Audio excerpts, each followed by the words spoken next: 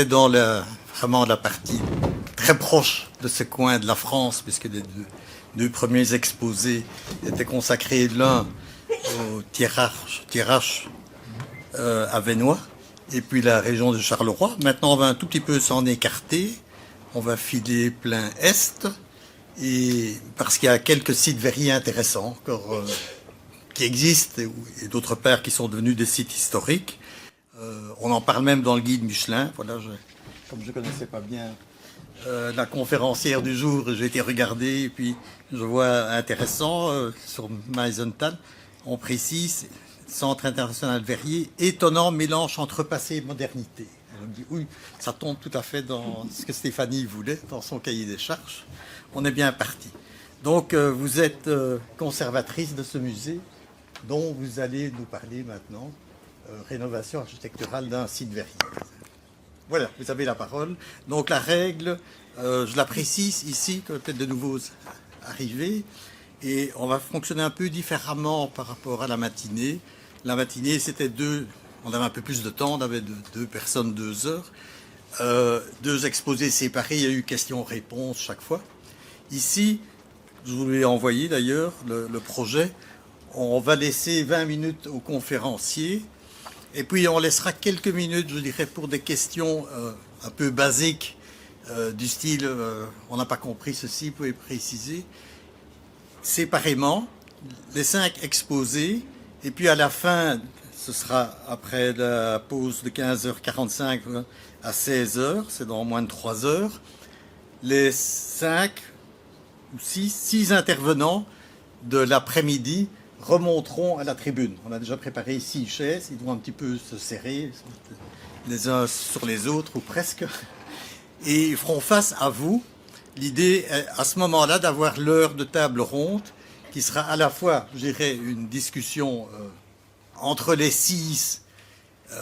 Ils vont se poser des questions, mais très vite, on espère évidemment que le public fera de même, et avoir d'ailleurs des questions qui ont déjà été posées ce matin. Visiblement, certains sont prêts, ont peut-être déjà en tête leur liste de questions. Donc, je vous laisse la parole. Merci beaucoup. Je vais essayer de tenir le temps. En 20 minutes. Voilà. Bonjour à tous. Donc, Caroline Rollins-Duchamp, je suis directrice du musée du verre de Meisenthal. Et je vais vous parler de ce site. Alors, pour faire un peu la transition avec ce matin, je voulais aussi quand même remettre un petit peu en contexte ce site verrier de Meisenthal, donc, qui est un site qui a été créé en 1704, donc qui a eu une longue histoire jusqu'en 1969, mais qui se trouve aussi dans un territoire verrier.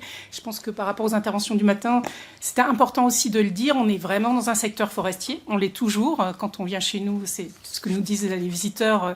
Vous êtes vraiment au milieu des forêts. Oui, on l'est toujours. Et on est toujours dans un territoire verrier, puisqu'à quelques kilomètres, il y a actuellement encore Saint-Louis, la Lique, Mont-Royal qui fait du verre optique. Et pas si loin que ça, il y a aussi Baccarat, Dôme, enfin voilà. Mais en tout cas, dans le pays de Bitche, ce qu'on appelle le pays de Bitche, il y a toujours une production verrière. Et surtout, c'est une histoire verrière qui est très longue, à peu près la même que sur ce territoire ici, avec des verreries d'abord itinérantes au 15e, 16e siècle. Et puis, une première verrerie qui se fixe, celle de Meisenthal en 1704.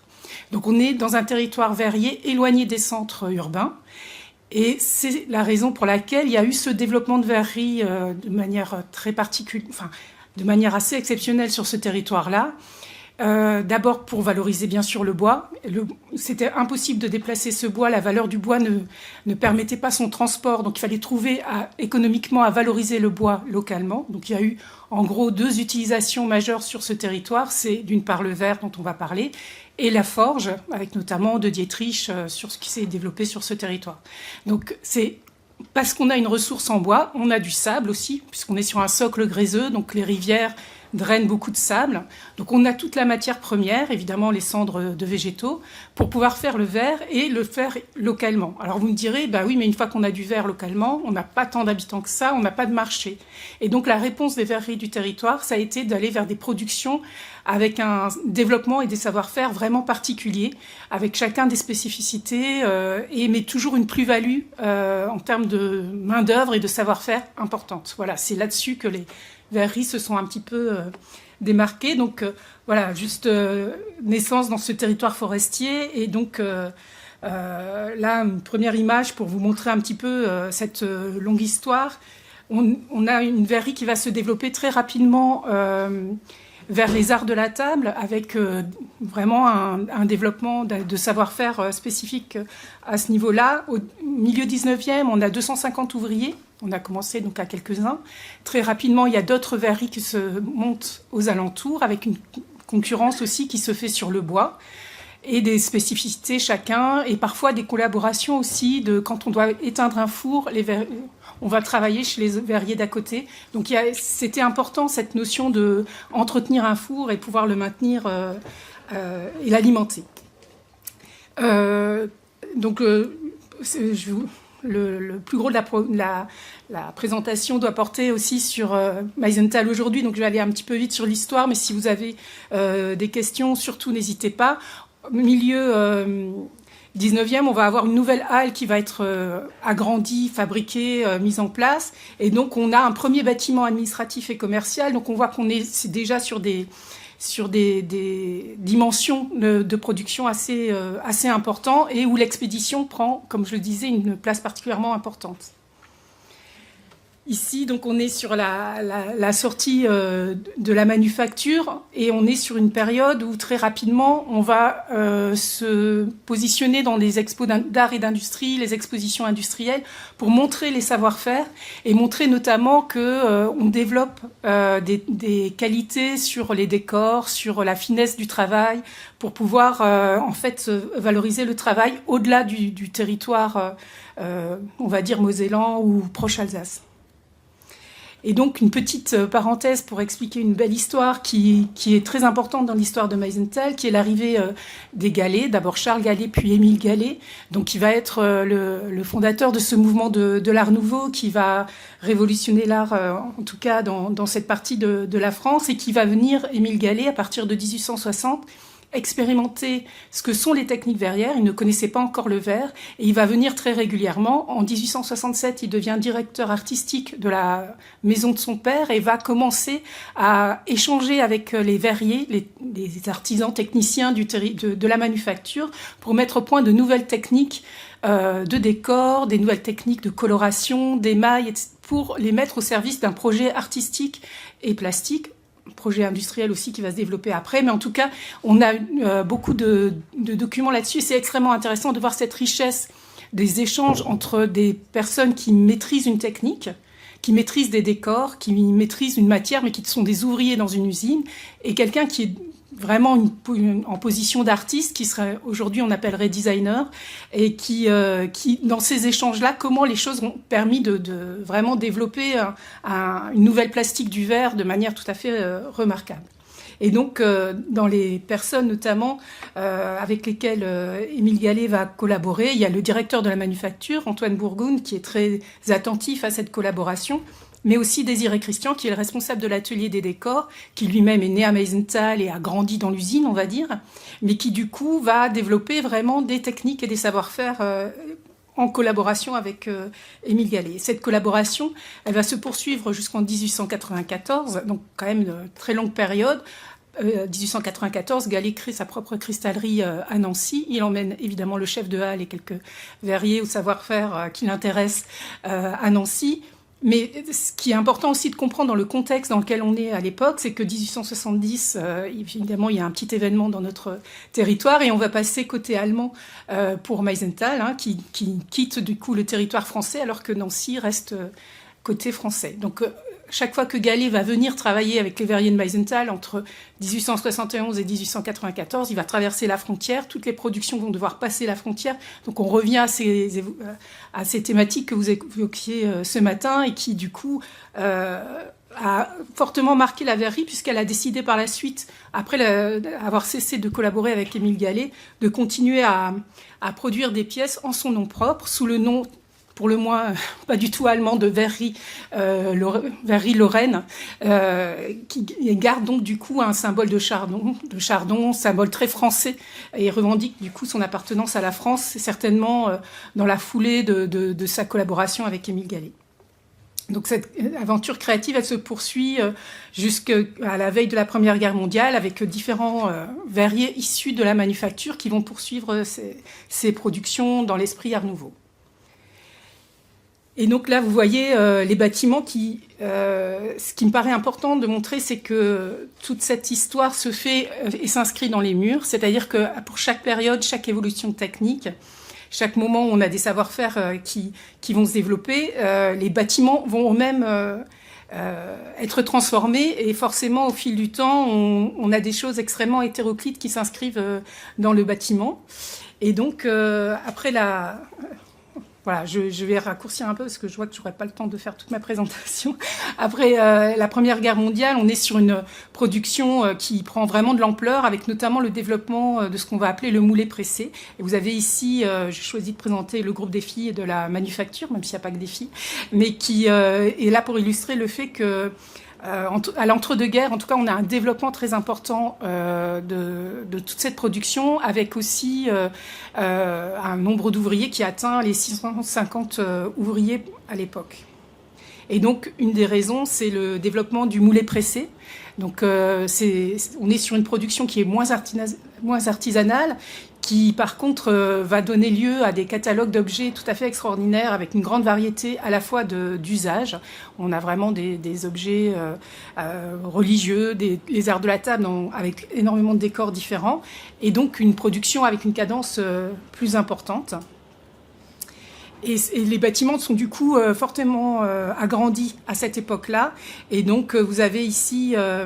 vous voyez notamment la halle qui a été dédoublée pour le verre chaud. Enfin, vous voyez que l'usine prend de plus en plus de place dans le village. À l'issue de la Seconde Guerre, la verrerie fait un choix assez particulier. En fait, elle abandonne la production de moulés pressés et choisit de partir sur du plus artisanal et donc progressivement ne fait que du soufflé-bouche, avec notamment un marché pour les limonadiers, beaucoup les compagnies transatlantiques, beaucoup de fabrication à façon avec des marques et des modèles qui sont adaptés. Mais on est quand même sur une production plutôt courante qui va du coup avoir un problème de rentabilité en quelque sorte. C'est difficile d'être sur ces marchés où il faut rester sur des prix bas en étant sur uniquement de l'artisanat. Donc progressivement, la production va diminuer. Et là, vous voyez la transformation de la Grande Halle en 1964. Donc, vous voyez, quelques années avant la fermeture, il y a eu des très gros investissements, avec notamment la réunification des deux anciens bâtiments où se faisait le verre chaud en une seule grande halle. Donc, à l'époque, c'était la plus grande halle sans poteaux qui avait été construite nous dit-on en Europe, ça j'en suis pas sûre, mais en tout cas dans ce secteur des verreries, c'est sûr. Et donc ça donne cet immense bâtiment qui marque encore le site aujourd'hui. Voilà, 1969, fermeture de l'usine, le licenciement des 230 derniers salariés, donc le 30 décembre. Et c'est la fin de cette histoire industrielle qui a quand même marqué le territoire, mais il faut se rendre compte qu'on était dans une période plutôt de plein emploi sur notre territoire, et notamment avec beaucoup d'ouvriers qui vont du coup faire le choix de traverser la frontière, là encore, pour aller travailler dans des usines allemandes, plus du tout dans le verre. Et certains vont par contre être embauchés chez Saint-Louis, chez Lalique, dans les manufactures proches. À l'époque, il y a encore Lemberg, il y a de nombreuses manufactures encore en proximité. Et donc, on arrive à cette période assez particulière, entre 69 et 78, où on a un site qui est réellement en friche, avec très rapidement un démantèlement. Les 8000 moules de la manufacture vont finir chez le ferrailleur en grande majorité. On a réussi récemment à en retrouver quelques-uns, mais c'est vraiment... quasiment tout est parti chez le ferrailleur. L'outil est démantelé très rapidement. Et on a vraiment... au cœur du village, parce que pour ceux qui connaissent pas Meisenthal, donc ça veut dire la vallée des Mésanges, on est dans un fond de vallée forestier. Donc vraiment, la manufacture faisait le centre du village. Donc ça faisait vraiment une espèce de friche en plein cœur du village, à côté de l'église et de la mairie. Vous avez toujours la friche, mais aujourd'hui, elle n'a plus la même allure. Mais à l'époque, c'était quand même assez frappant de voir tous ces bâtiments abandonnés ici. Et donc, vous voyez vraiment la nature reprend ses droits, des arbres commencent à repousser.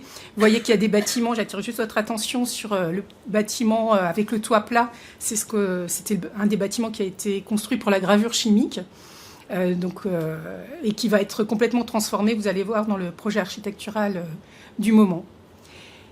Et heureusement, 1978, les choses commencent à rebouger sur ce site, et notamment la première étape, c'est la patrimonialisation avec le projet de bénévoles du territoire, et notamment de ceux qui s'appelaient entre les barbouilleurs du dimanche, qui étaient des amateurs d'art, mais aussi des très attachés à leur patrimoine local, qui ont commencé à collecter des objets, à collecter l'histoire du territoire et à créer des expositions, d'abord tous les étés. Et très rapidement, il y a eu une rencontre avec le parc des Vosges du Nord qui venait d'être créé, le parc naturel régional, qui a été créé en 1975 et qui du coup avait dans ses projets un musée du verre. Et donc la rencontre s'est faite entre ses habitants et le projet du parc naturel régional des Vosges du Nord. Donc la commune a racheté une partie du site aux francs symboliques et l'association a œuvré. Ils ont beaucoup travaillé sur les bâtiments de manière bénévole et ils ont été accompagnés à la fois dans les contenus mais aussi financièrement par le parc et par la commune. Voilà, donc là vous avez une image des premières étapes de musée à Meisenthal en 83. Qui est l'ouverture réelle du musée. Et ce qui est assez intéressant, c'est que, évidemment, l'association a d'emblée collecté le patrimoine technique, historique, ce qui témoigne de la vie de la manufacture, mais c'est tout de suite intéressé aussi au verre de la région, c'est-à-dire qu'on a des collections qui sont vraiment ouvertes sur l'ensemble des verreries de ce territoire élargi Lorraine-Alsace. Et aussi sur le verre Art Nouveau, qui est vraiment une dominante importante de nos collections. Mais aussi, quelque chose d'assez étonnant et qui est peu connu, c'est que l'association s'est intéressée au verre contemporain dès les années 80 et a constitué toute une collection que nous allons valoriser l'année prochaine dans une exposition. Donc, ce qui est important aussi pour le musée, c'est de se dire que c'est un musée qui a été associatif, donc vraiment jusqu'en 2019. C'est-à-dire que toutes les collections ont été constituées avec l'aide de professionnels. Il y a la conservation des musées du parc accompagné l'association, mais la collection s'est vraiment constituée sur les bénéfices de fonctionnement du musée parce il reposait beaucoup sur du bénévolat. Et donc ça a donné une espèce de dot, d'assise de fonctionnement à ce musée qui a ainsi pu vraiment démarrer avec rapidement beaucoup de visiteurs. Et donc, sur ce site, il y a eu aussi d'autres entités. Et c'est ce qui fait notre spécificité, c'est que dès milieu des années 80, une autre entité tout à fait différente des bénévoles du musée se met en place. C'est les bénévoles de RECA, c'est-à-dire une association qui faisait une programmation de concerts, qui fait toujours d'ailleurs une programmation de concerts plutôt rock, qui a investi de manière plus ou moins légale dans un premier temps la Grande Halle pour organiser ses concerts et qui progressivement a développé qualitativement à la fois sa programmation culturelle mais aussi ses champs d'intervention puisque à partir de 96, elle s'est constituée en collectif avec un plasticien qui s'appelle Stephen Balkenhol, qui est allemand d'origine mais installé à Meisenthal et qui qui a un carnet d'adresses dans l'art contemporain qui a permis d'organiser de très belles expositions dans cette grande halle et progressivement aussi avec une compagnie de théâtre de rue qui s'appelle la Compagnie Amoros et donc la mise en place de 3 champs en fait d'intervention culturelle dans cette grande halle. Ce que j'ai oublié de vous dire aussi pour le musée, c'est que c'est un musée de France, d'abord un musée contrôlé, puis un musée de France, et qui a développé des projets en essayant de viser toujours une qualité à la fois dans ses expositions et dans les projets d'acquisition qui ont été menés au fil du temps pour arriver à une reconnaissance et un appui aussi du ministère de la Culture dans les actions qu'il a mises en œuvre. Et donc le CADAM a eu un petit peu la même démarche avec une reconnaissance je ne sais pas si ça vous parle, de scènes de musique actuelle pour toute la programmation musicale et aujourd'hui de scènes conventionnées. Donc en fait c'est un petit peu le même cheminement qui a été suivi de ce côté-là. Et autre événement, à partir de 1992, les collectivités, donc notamment la commune en lien avec l'école des beaux-arts de Sarrebruck et de politique allemand aussi, a travaillé avec le parc des Vosges du Nord, et le parc a missionné quelqu'un qui est connu pas très loin d'ici, qui s'appelle Jean-Pierre Umdenstock, qui est un artiste du mouvement Studio Glace, et qui a été invité à imaginer le projet de rallumer les fours à Meisenthal. Qu'est-ce qu'on pourrait imaginer de faire sur ce site? Et c'est un peu lui qui a posé les bases de ce qu'est aujourd'hui le Centre international d'art verrier. Alors déjà, je trouve que c'est très intéressant que des collectivités s'adressent à un artiste pour imaginer un projet de faisabilité. Je pense que ça se verrait plus beaucoup aujourd'hui. Mais voilà, en tout cas, il a supervisé la mise en place des fours, il a fait les premiers workshops, invité d'autres artistes avec qui il avait eu lui-même l'occasion de travailler, comme Lipovski ou Liénard. Et du coup, il a rendu un petit peu les conclusions en mettant en avant deux missions importantes, qui étaient bien sûr la formation, et notamment la formation pour les étudiants d'art, pour qu'ils soient confrontés à ce matériau.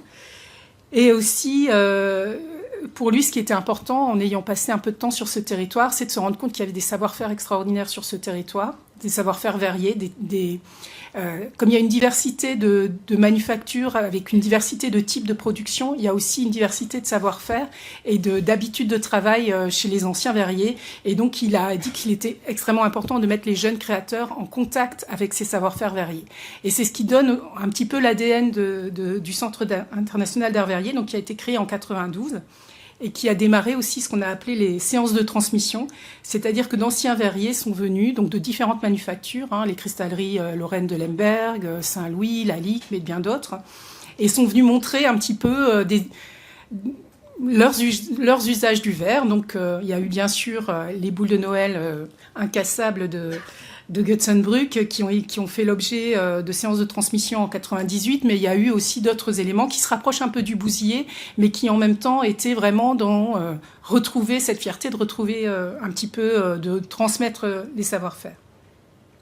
Et là, les deux verriers, celui qui est sur le banc et celui qui est à l'arrière, sont toujours au Centre d'art verrier aujourd'hui. Voilà, et donc c'est comme ça que se sont rallumés les fours du Centre international d'art verrier, qui a développé toute une politique dans différents domaines, à la fois d'accueil d'artistes et de designers, qui chaque année édite en fait des réalisations qui vont pas forcément être commercialisées, mais il y a toujours des moments d'échange entre artistes et verriers. Le fonctionnement est ici assez spécifique, c'est que c'est des verriers formés qui sont au four et qui vont travailler avec des artistes qui ne connaissent pas forcément le verre. Et donc, c'est cette spécificité-là qui donne aujourd'hui un petit peu la coloration du site, et notamment aussi dans le fait qu'on allie ces moments de workshop, ces moments d'accueil d'artistes, des moments de production aussi, puisque je vous en parlerai, la production est importante aussi dans l'économie du site, avec les moments de démonstration aussi au public. Waouh, je vais accélérer alors. Voilà, donc on a constitué une moulothèque en récupérant les moules, mais ça vous pouvez trouver sur le site internet. Voilà, c'est pour évoquer les workshops. Et donc 2011, ce qui est important à comprendre, c'est que ce site, depuis 78, il n'a cessé d'évoluer. Il y a toujours eu des micro-travaux chez les uns, chez les autres, pour essayer de rester toujours un petit peu pas trop, périmé, mais que par contre, effectivement, il y a eu un moment où les activités des trois entités a pris une telle importance qu'il a fallu se dire on passe une étape, et ça a été le cas avec une étude de programmation qui a eu lieu en 2011 et 2013 et qui pour la première fois a porté sur les différentes entités du site et sur l'ensemble du site. Donc à l'époque il y avait deux associations, donc celle du musée Le Cadam, la communauté de communes pour le Centre international d'art verrier, et aussi la communauté de communes qui était devenue la propriétaire de l'ensemble des bâtiments.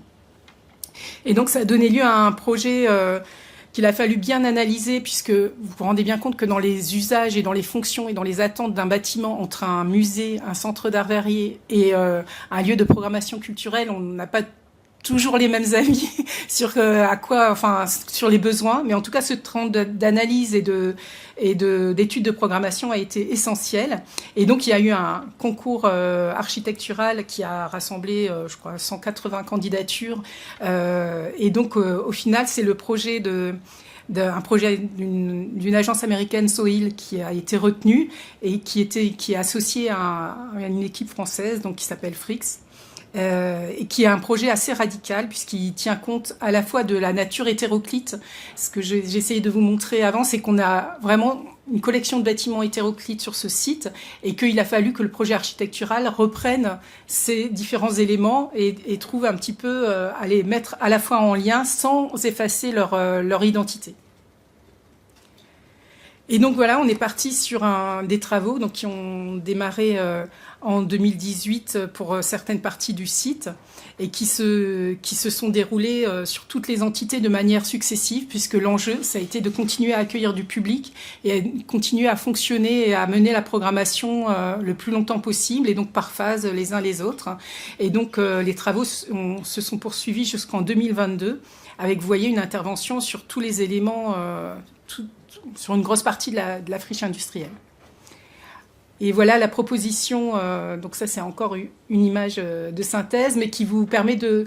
je ne sais pas si j'avais attiré votre attention sur le bâtiment gravure chimique, donc c'est celui qui se retrouve en dessous de cette vague de béton, puisque en fait tous les éléments patrimoniaux ont été conservés, mais sont reliés en quelque sorte ou couverts par cette vague de béton qui vient onduler pour mettre à niveau les différents éléments du site. Donc ici, vous avez le bâtiment du musée, qui est le plus ancien bâtiment du site, même s'il a eu des transformations à différentes époques. Et on voit que c'est la première fois qu'on rentre maintenant par le sous-sol, par la cave, qui était en fait l'entrée des teasers dans un premier temps, c'est-à-dire ceux qui allaient alimenter les fours.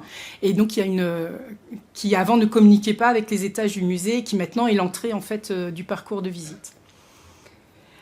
Ici, vous avez, je vais passer très vite, mais une architecture très intéressante au niveau de la charpente qui a pu être valorisée dans le cadre de la rénovation, un brevet qui date des années 30. Voilà pour ce qui est de la présentation des verreries régionales, puisque en fait notre vocation est bien d'être d'un musée plus large que uniquement Meisenthal. La partie sur les créations verrières. Et cette passerelle qui va faire le lien entre le musée et le centre d'art verrier qui, lui, se trouve dans l'ancienne taillerie. En fait, ce qui est intéressant, c'est que tous les éléments patrimoniaux sont toujours sur le site, mais n'ont pas forcément la fonction initiale dans le cadre de la friche. Donc là, vous voyez ce bâtiment avec toutes ses fenêtres pour permettre le travail de taille. C'est aujourd'hui le lieu... alors, elle était déjà avant la phase de travaux de 2018, le lieu de la démonstration, mais c'est aussi le lieu d'atelier. Un des lieux d'atelier, puisque ici, c'est ce qu'on appelle, nous, l'atelier historique où les verriers travaillent et commentent leur travail pour les visiteurs. Et vous avez là, à droite, un nouveau bâtiment qui a été construit sur la base d'une architecture qui était là, mais qui n'était plus qu'un squelette en fait, de bâtiment, et qui a été reconstruit pour faire la place à 2 fours. Donc aujourd'hui, dans le cadre de l'extension, il y a eu deux nouveaux fours qui ont été mis en place sur le site. Et vous voyez aussi la spécificité architecturale avec une cheminée carrée, une cheminée ronde, qui marque un peu aussi l'identité du site.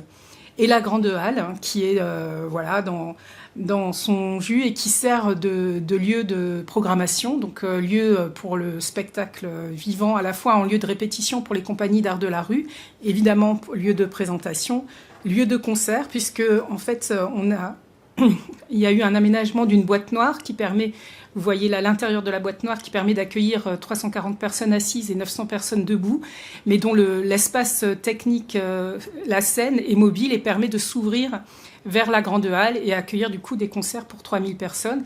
Alors dans un village de 700 habitants, on peut se dire que c'est surdimensionné, mais je vous assure que ça arrive régulièrement, ça marche. Et donc voilà pour montrer... attendez, je vais peut-être juste accélérer un petit peu pour vous montrer quand même le contexte. On est, vous voyez, dans ce village, au milieu des forêts, et ce qui était friche a retrouvé aujourd'hui une vie plus... on va dire, plus active tout au long de la saison, avec des moments forts qui se déroulent en fonction des activités des 3 entités du site. Et qui, vous voyez, aujourd'hui, on retrouve tous nos éléments. On voit un petit peu les éléments de briques de l'ancien bâtiment de gravure sur ce site. Voilà, alors je vais vous passer les chiffres, mais si vous voulez, on pourra en discuter, parce que je crois que j'ai dépassé le temps. Et voilà, et l'histoire continue, bien sûr, à Meisenthal. Merci.